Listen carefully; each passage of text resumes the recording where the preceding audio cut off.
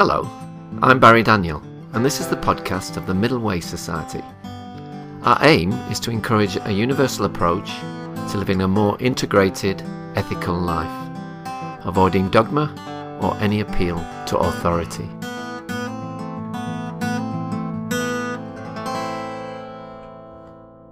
In this latest member profile, we are joined by Jim Champion. Jim's going to tell us a little bit about his background, his job as a physics teacher, why he joined the society, and what his understanding is of the Middle Way.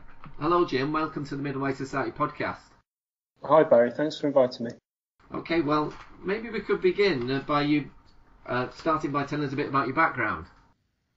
Yeah, sure. I grew up with my mum and my stepdad, and I had a younger brother and a half sister too. And obviously for me that, it seemed like a fairly normal upbringing in the south of England. One of the main features was the fact that I was brought up in a Christian tradition. Specifically, it was the Salvation Army, which, if you're not familiar with it, is it was a Victorian offshoot of Methodism. Okay. And basically, we were very heavily involved in that. So I grew up with it where, not only we talk about going to church on Sunday when I was older, maybe twice on a Sunday, but there's also all the other things that were involved. I played a musical instrument in the band, so there's band practice. Sort of against my will, I was coerced into singing, which I did up until my voice broke. So basically singing in the choir and practice for that. There were youth clubs. Basically, it was. I had friends at school and so on, but it was kind of a community that was with me all the way through as I was growing up until the age of 18. I left it aged 18 when I was at university. I'd left home and I made that decision for myself. Why? Well, basically, it was something that I didn't really question it when I was younger because I thought, it was my whole family were into it. It was I had all these friends, experience of community and so on. But I was questioning it maybe from looking at the middle way thing to do with the absolutism of how do I know that this is the right. There seem to be lots of different alternatives that I came to find out to do with religion and choices to do with religion and God and so on. Yeah. Certainly questioning, how do I know if this is the right path? Because obviously that's how it's sold to you. And by the time that I was able to see that I could make a choice myself about, what I believed, what was like the right or wrong way to live my life, I understood also that it was sort of hopelessly tangled up with family and friendship and so on. So it wasn't really until I'd been away, living away from home at university, from my first year at university, where I felt able to tell my parents that I wasn't going to carry on with it because I didn't, I couldn't believe in it anymore. Yeah. They were disappointed, but I kind of knew that they would accept that, I was a grown person and that I could make my own decisions about those things. And I guess with family, usually there's the hope that maybe you'll come back to it. That was generally their approach, that they wouldn't particularly pressure you because they thought that you'd make whatever decision in your own time.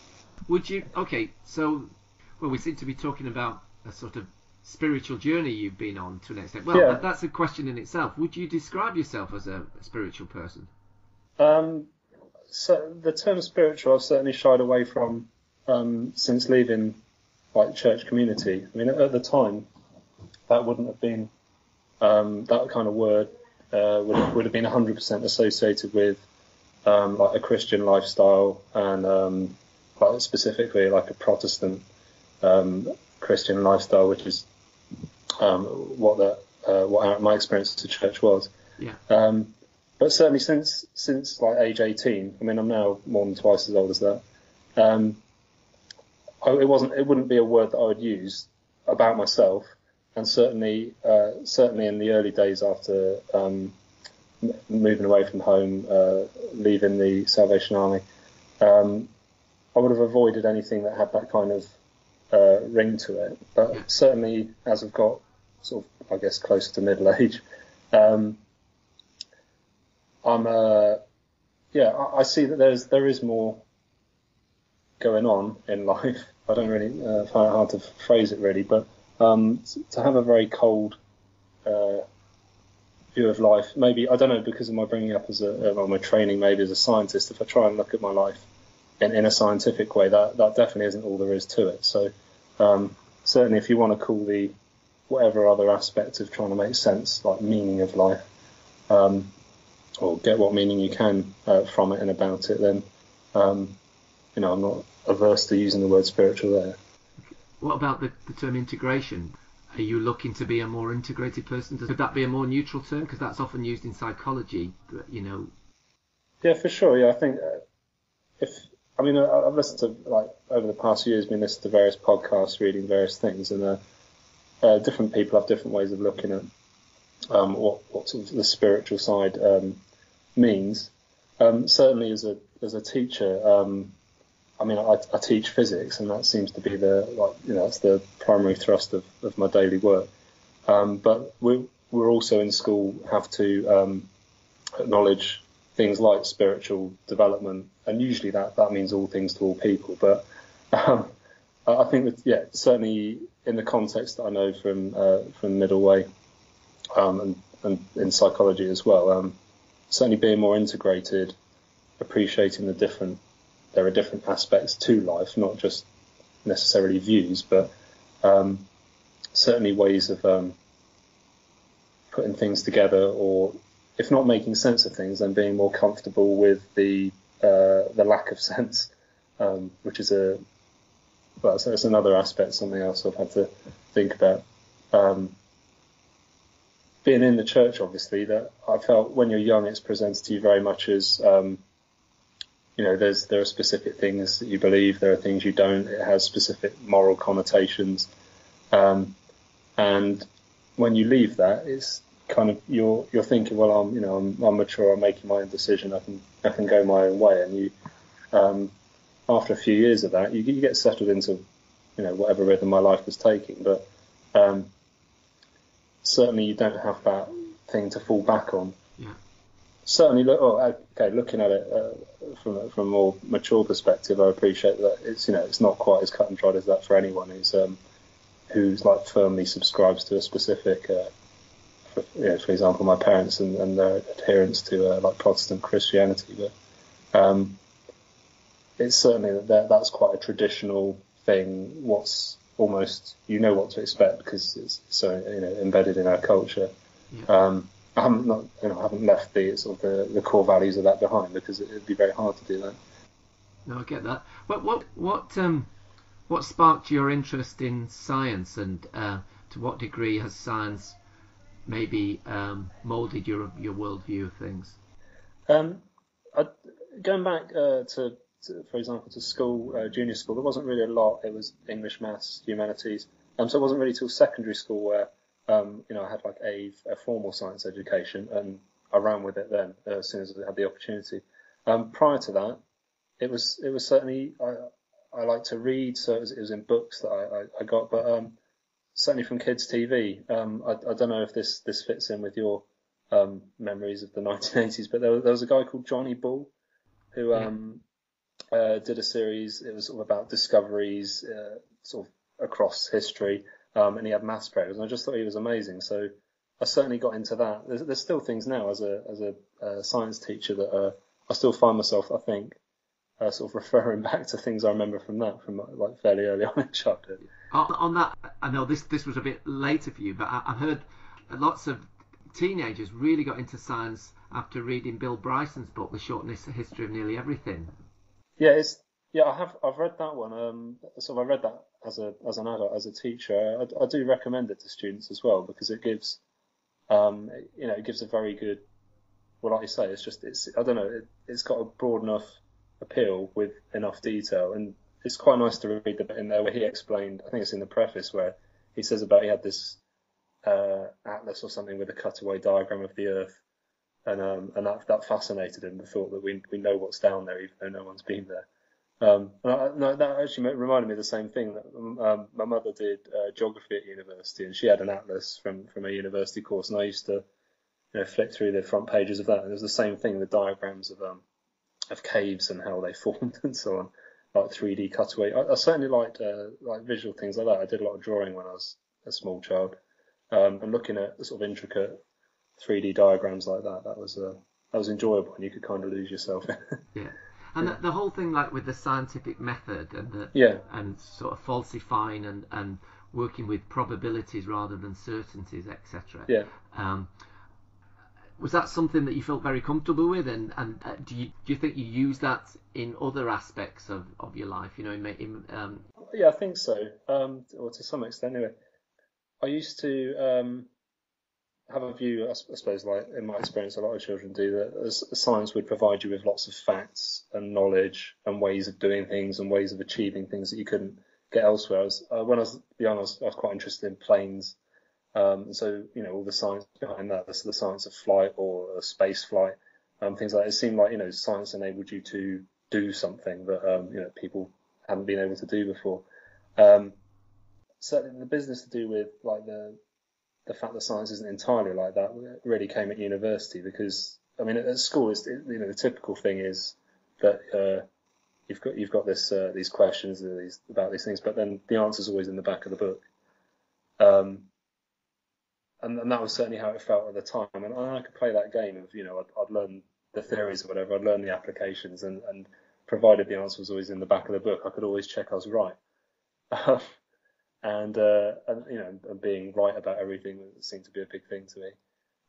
But yeah, at university and beyond that, it's where you start realizing, where you start reaching the frontiers of what we know securely, or as securely as we can know. And the fact that we really don't have a clue, or maybe even our interpretation of it isn't as solid as I thought it was. That was an interesting thing to discover. Probably the biggest thing to get out of the university education was that to go from this idea that everything's known, it's all there in the textbook, or these things have been solved and the answers in the back of the book kind of thing, to going to, well, no one really knows, and these are the ways that we're pushing into this unknown area. And the fact is that, you can, for one person to push particularly deeply requires you to specialise very narrowly. And that was quite a thing to get a grip of. And I certainly see that with teaching students now, A-level students. The typical thing is they're not so interested in the history of how we got to this point of knowing these things. They're more interested in, just tell me what's right. Which to some extent, I go along with, because we've got a limited amount of time, and the A-level syllabus is still pretty much facts. There is an answer in the back of the book, that kind of thing. But I try and make sure I weave into it the fact that it's not as certain as all that, and how we've ended up knowing these things, and sort of the huge like unknowns or uncertainty about what we do know, that kind of thing. I mean, perhaps if they see in me that I'm interested by that even if they're not particularly into it right now, then they probably won't plough themselves into sort of very closed-minded, if you like, absolute view about what science is. Yeah.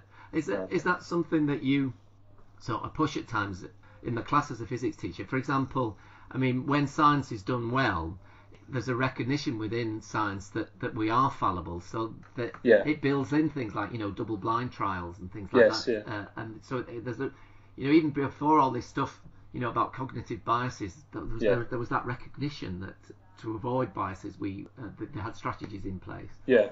Well, yeah, certainly. When I started studying physics at university, I came across Richard Feynman, who I hadn't come across before. And he, he's a very strong character. He's a very gifted scientist. And I got into reading quite a lot of his books, and they vary in terms of whether they're for specialists or non-specialists. But I think he was able to get across very clearly at times this, like the provisional nature, for example, of science. Not that it's all relative, but certainly this idea of knowing that we don't know is one of the important things, and he wrote particularly clearly about, like you say, about the idealized scientific method, but then from his experience of how that stands up to what goes on in the real world with regards to science. Things like you say, stuff that's as simple as making sure that you're looking at or come up with a hypothesis in such a way that you're not trying to prove yourself right all the time. That was kind of it was an area I hadn't really had to think about before in the world of school science, where everything was fairly specifically laid out as either being right or wrong, and there wasn't any grey, or there wasn't any indication of how we'd come to know that certain things were right rather than wrong. Do you ever get moments also as a teacher where you're talking about something where there's a sort of mystery involved, and that you can actually create a sort of sense of wonder within the classroom? That's genuinely what if you have a moment like that, you feel like you've really got somewhere, even if it didn't necessarily involve. And sometimes it usually comes from them, because, as in them, the students, because they will ask a question. I mean, perhaps naively, or perhaps not. Perhaps a lot of thought has gone into it. But usually, if I can get across the idea, if they genuinely astound me with something that they've come up with, or even if usually it's a question rather than a statement or something, then that gets across the idea that I'm not some kind of I'm not dispensing wisdom that I somehow have become privy to. It's it's that there's still a lot of scope. I'm still amazed by what's out there, by the ways in which we know as well as what we know.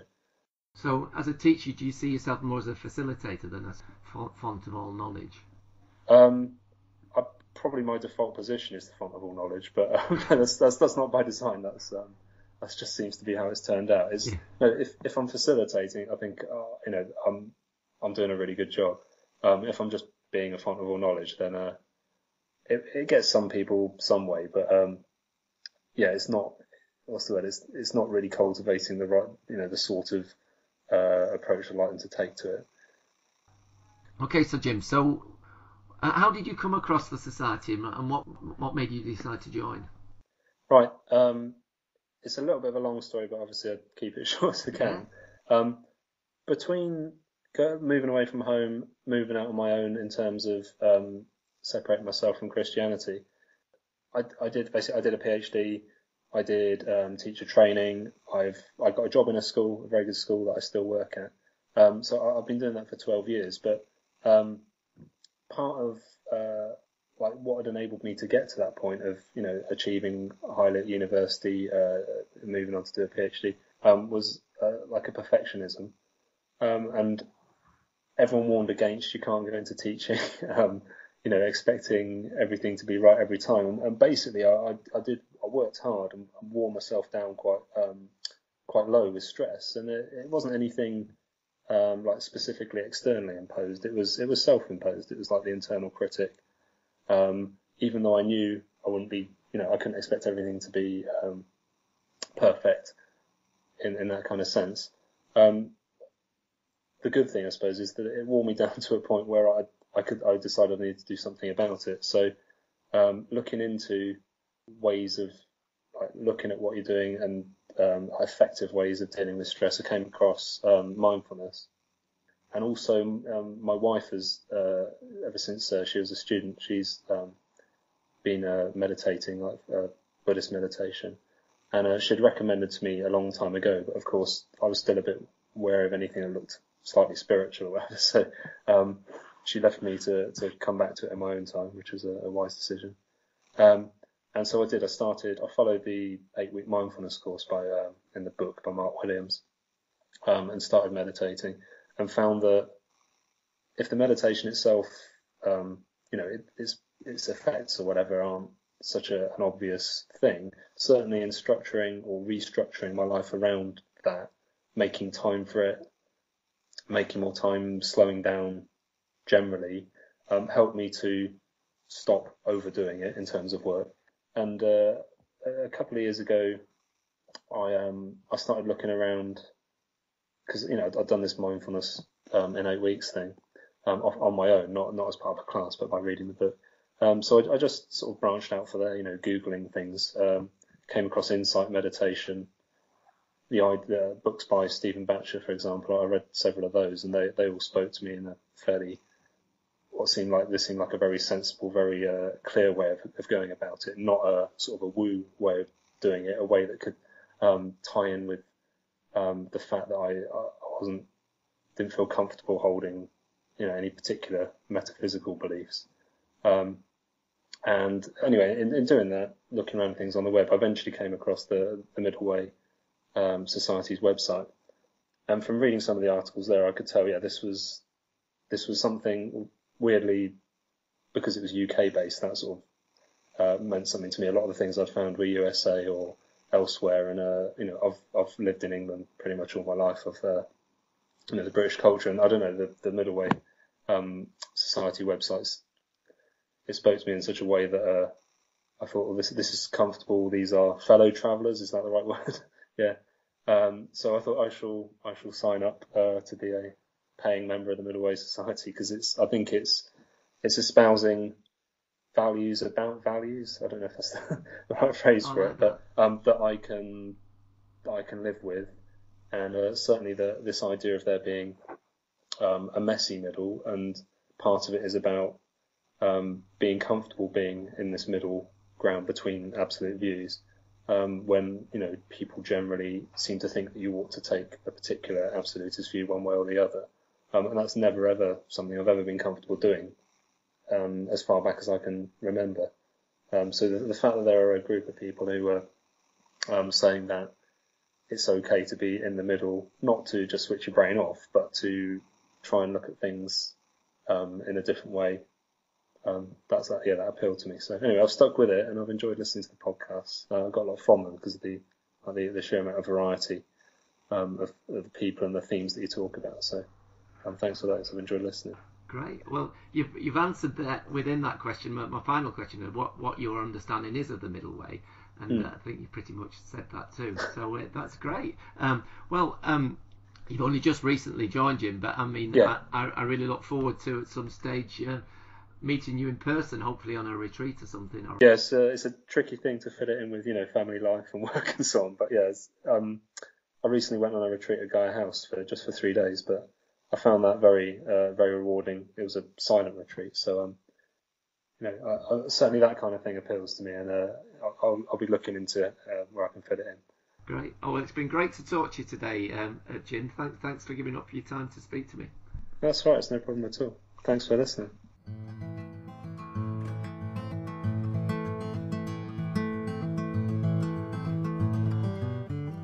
You can find out more about Middle Way philosophy at www.middlewaysociety.org.